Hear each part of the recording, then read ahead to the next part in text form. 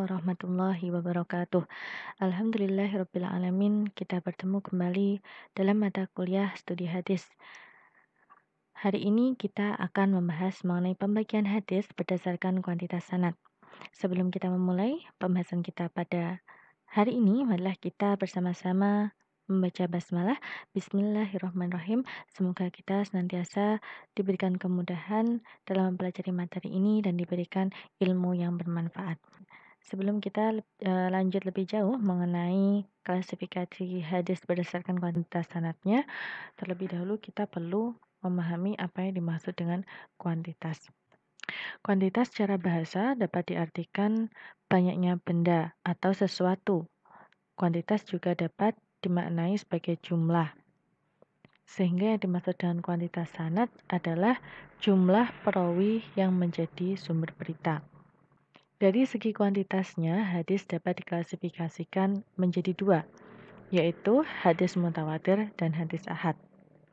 Lalu, apa pengertian dari hadis mutawatir? Secara bahasa, kata mutawatir berasal dari kata tawatur, atau bisa juga berasal dari kata at-tatabu. Tawatur sendiri memiliki arti datangnya satu setelah satu dengan adanya jarak antara keduanya. Sedangkan at-tatabu memiliki arti beriring-iringan atau berturut-turut antara satu dengan yang lain. Sedangkan secara terminologi atau secara istilah, hadis mutawatir dapat dipahami sebagai hadis yang diriwayatkan oleh sebagian besar perawi yang menurut adat mereka tidak mungkin bersepakat dusta dari masing-masing mereka mulai dari awal sanad sampai akhir sanad. Dengan demikian, sebuah hadis tidak dapat dikategorikan dalam hadis mutawatir apabila segala berita yang diriwayatkan dengan tidak bersandar pada panca indera, seperti meriwayatkan tentang sifat-sifat manusia, baik yang terpuji maupun yang tercela, juga segala berita yang diriwayatkan oleh orang banyak, tetapi mereka berkumpul dan bersepakat mengadakan berita-berita secara bohong atau secara dusta. Nah, karena kita tidak mendengar hadis langsung dari Nabi Muhammad SAW, maka jalan kita untuk mendapatkan sebuah hadis itu berasal dari orang-orang yang menyampaikan hadis, di mana orang-orang yang menyampaikan hadis itu harus dapat memberikan keyakinan tentang kebenaran hadis yang disampaikan.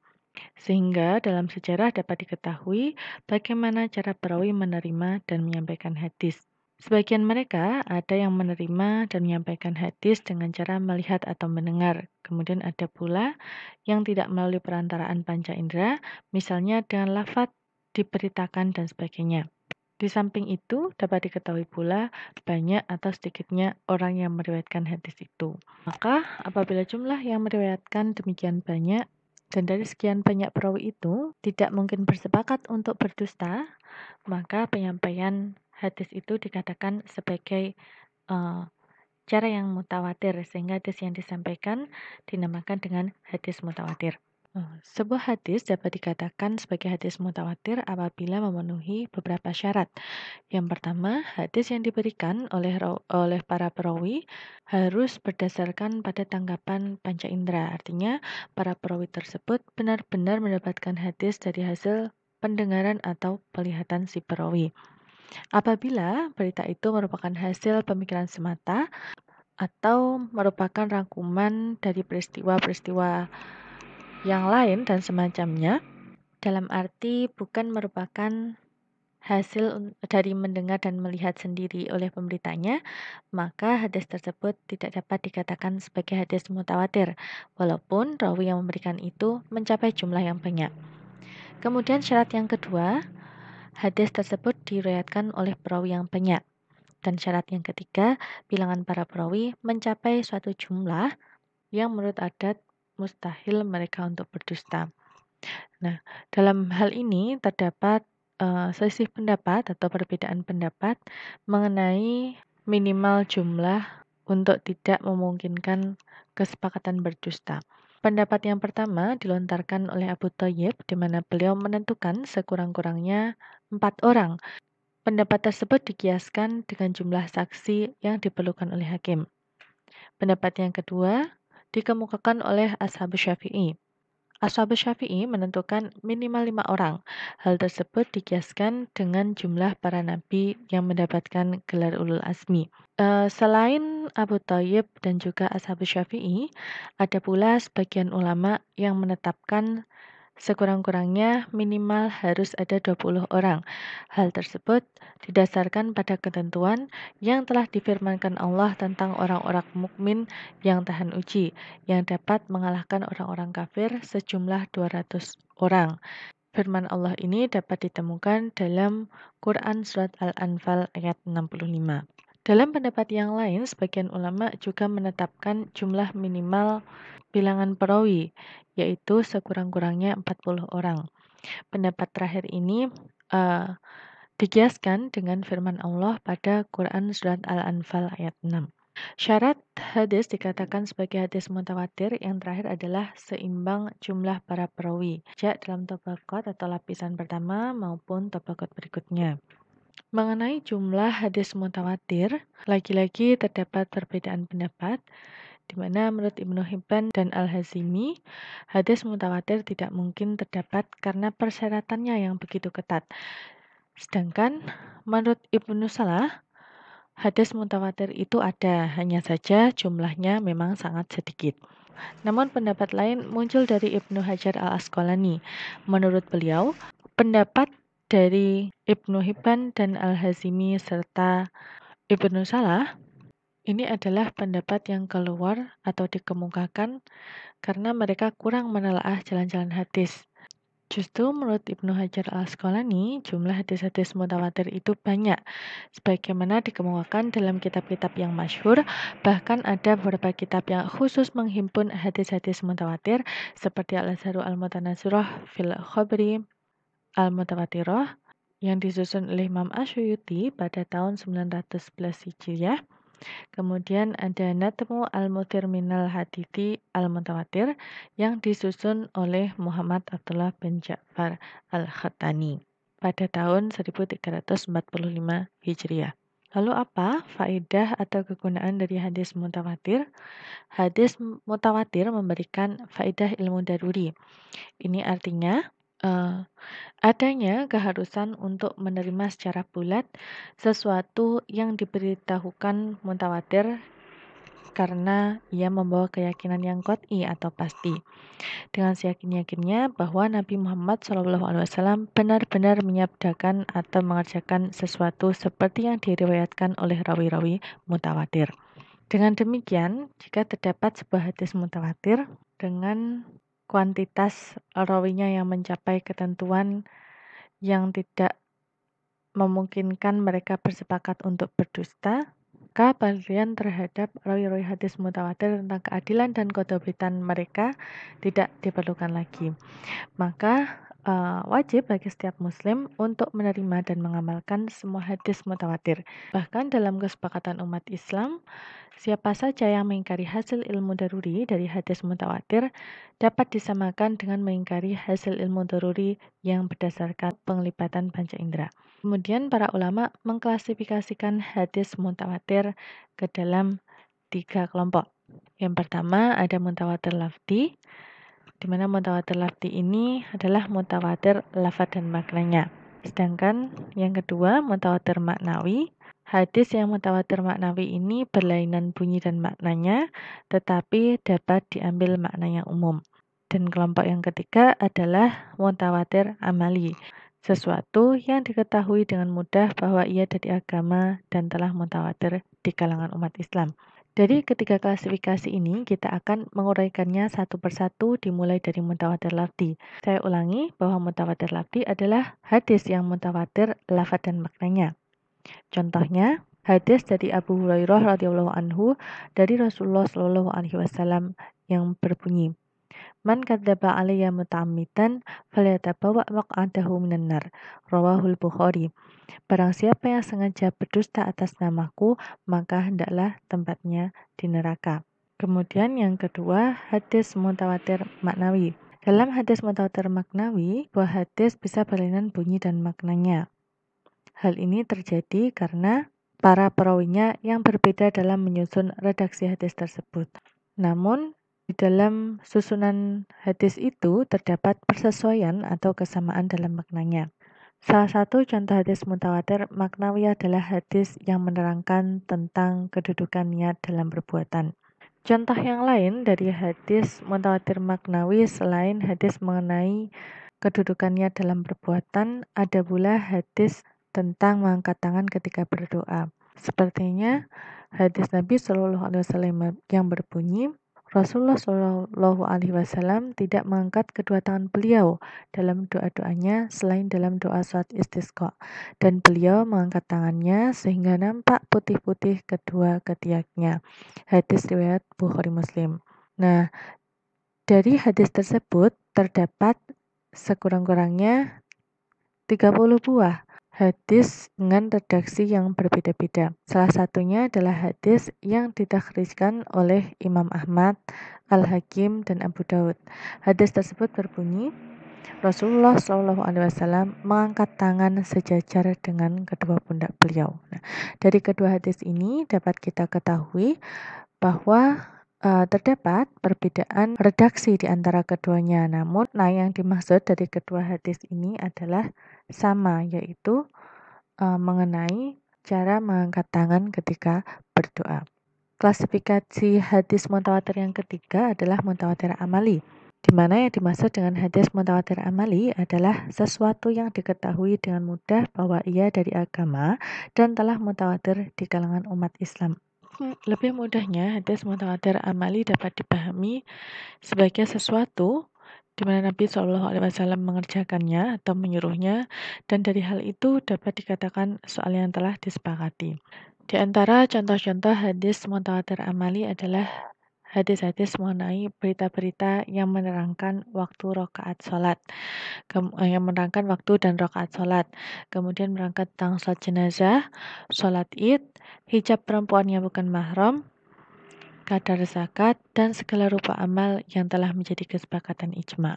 Dari klasifikasi yang sudah saya jelaskan ini, ada pula ulama yang membagi menjadi dua macam saja, yaitu mutawatir lafzi dan mutawatir maknawi, sehingga mutawatir amali ini kemudian dimasukkan ke dalam golongan mutawatir maknawi. Nah, ini merupakan pendapat lain dari pengklasifikasian hadis mutawatir. Setelah kita mengenal mengenai hadis mutawatir, kemudian kita akan mengenal klasifikasi hadis berdasarkan kuantitas sanadnya yang kedua, yaitu yang disebut dengan hadis ahad. Secara etimologi, kata ahad yang dibaca pendek tanpa mat, ini berarti satu. Maka hadis ahad adalah hadis yang diriwayatkan oleh satu orang perawi. Maka dapat kita tarik sebuah pengertian bahwa secara istilah hadis ahad merupakan hadis yang padanya tidak terkumpul syarat-syarat mutawatir. Mengapa tidak terkumpul syarat-syarat mutawatir? Salah satunya karena hadis ini diriwayatkan oleh satu orang perawi saja. Menurut ahli hadis, suatu hadis dapat dikatakan sebagai hadis ahad lain perawinya hanya satu orang, maka sebuah hadis itu dikatakan sebagai hadis ahad apabila perawinya lebih dari satu orang, tetapi jumlahnya itu tidak memberi pengertian bahwa hadis tersebut masuk ke dalam hadis mutawatir. Hadis ahad sendiri dapat diklasifikasikan menjadi 3 kelompok, yaitu hadis masyhur, hadis aziz, dan hadis gharib. Klasifikasi hadis ahad yang pertama adalah hadis masyhur. Secara bahasa, kata masyhur yang berarti dapat diartikan juga a'lana, yang artinya mengumumkan. Secara istilah, hadis masyhur diartikan sebagai hadis yang diriwayatkan oleh 3 orang atau lebih dalam satu tabaqahnya, namun belum mencapai derajat mutawatir. Kemasyhuran sebuah hadis tidak selalu sama dalam pandangan ulama tertentu dan ulama yang lainnya. Sehingga hadis masyhur kemudian dibedakan menjadi 4 macam. Yang pertama, hadis masyhur di kalangan ahli hadis. Yang kedua, hadis masyhur di kalangan fuqaha atau ahli fikih. Dan yang ketiga, masyhur di kalangan ulama usul fikih. Serta yang keempat, hadis yang masyhur di kalangan ulama hadis, fuqaha, ulama usul fikih, dan di kalangan orang awam. Dari masing-masing klasifikasian ini terdapat contoh-contoh dari hadis Rasulullah SAW.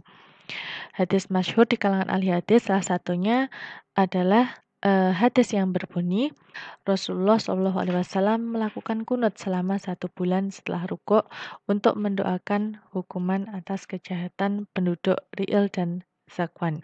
Hadis riwayat Bukhari dan Muslim. Kemudian contoh dari hadis yang masyhur di kalangan fuqaha adalah hadis Nabi SAW mengenai perbuatan talak yang berbunyi perbuatan halal yang paling dibenci Allah adalah talak. Hadis riwayat Abu Dawud dan Ibnu Majah yang berbunyi An ibni Umarin anin Nabi SAW qala abghadul halala indallahi azza wa jalla at-talak. Rawahu Abu Dawud wa Ibnu Majah. Bersabda, perbuatan halal yang paling dibenci oleh Allah Subhanahu wa taala adalah talak. Hadis riwayat Abu Dawud dan Ibnu Majah.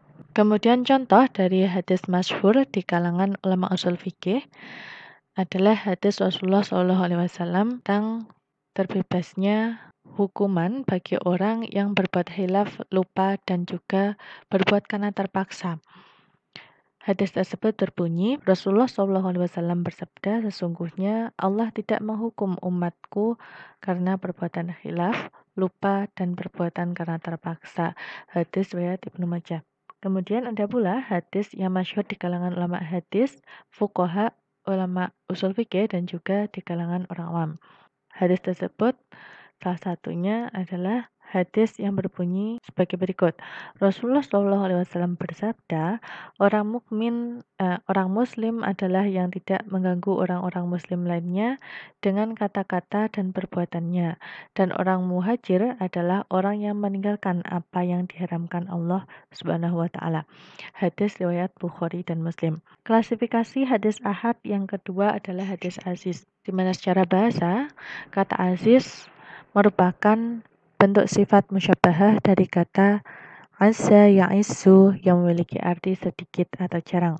Meski kata aziz yang berasal dari kata azza ya'izzu juga dapat diartikan kuat atau keras, namun aziz yang dimaksud dalam ilmu hadis ini adalah hadis yang sedikit perawinya, sehingga dapat kita tarik sebuah pengertian bahwa secara istilah hadis aziz ini merupakan hadis yang diriwayatkan oleh 2 orang meskipun hanya pada satu tingkatan atau generasi saja.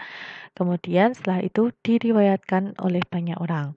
Maksudnya mungkin saja atau bisa saja sanad sebuah hadis aziz terdiri dari 2 orang pada setiap generasi atau hanya pada satu generasi dari sanad hadis itu yang terdiri dari 2 orang, sedangkan pada generasi sudahnya terdiri dari banyak orang. Contoh dari hadis aziz dari Abu Hurairah radhiyallahu anhu, sesungguhnya Rasulullah SAW bersabda, demi Allah yang jiwaku ada di tangannya, tidaklah beriman orang di antara kamu sebelum aku lebih dicintainya daripada orang tua dan anaknya. Hadis riwayat Bukhari Muslim. Nah, hadis tersebut dikatakan sebagai hadis aziz karena pada tingkatan sahabat, hadis ini diriwayatkan oleh 2 orang, yakni Anas bin Malik dan Abu Hurairah. Dan dari Anas diriwayatkan oleh 2 orang tabi'in, yaitu Qatadah dan Abdul Aziz bin Suhaib. Dan dari Qatadah, hadis ini diriwayatkan oleh Syu'bah dan Sa'id. Sedangkan dari Abdul Aziz, hadis ini diriwayatkan oleh Ismail bin Ulayyah dan Abdul Waris. Nah, setelah itu diriwayatkan oleh banyak orang. Klasifikasi hadis ahad yang ketiga adalah hadis gharib. Secara bahasa, kata gharib merupakan bentuk sifat musyabahah dari kata ghoraba yang berarti yang memiliki konotasi makna dengan kata infaroda yang artinya menyendiri. Secara istilah, hadis gharib dapat dimengerti sebagai hadis yang dalam meriwayatkannya seorang perawi menyendiri, artinya tidak ada orang lain yang ikut meriwayatkannya. Hadis gharib sendiri terbagi ke dalam hadis gharib mutlak dan juga gharib nisbi. Gharib mutlak adalah hadis yang diriwayatkan oleh satu orang perawi pada asal sanad. Contohnya, innamal a'malu binniyati, akhrajahu syaikhun. Sesungguhnya seluruh amal itu bergantung pada niat. Hadis riwayat Bukhari dan Muslim.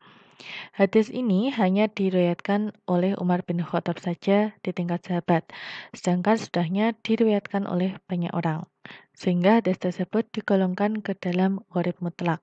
Kemudian gharib nisbi adalah hadis yang kesendirian perawinya ada di pertengahan sanad. Artinya, hadis gharib nisbi ini pada mulanya diriwayatkan oleh beberapa orang pada tingkat sahabat.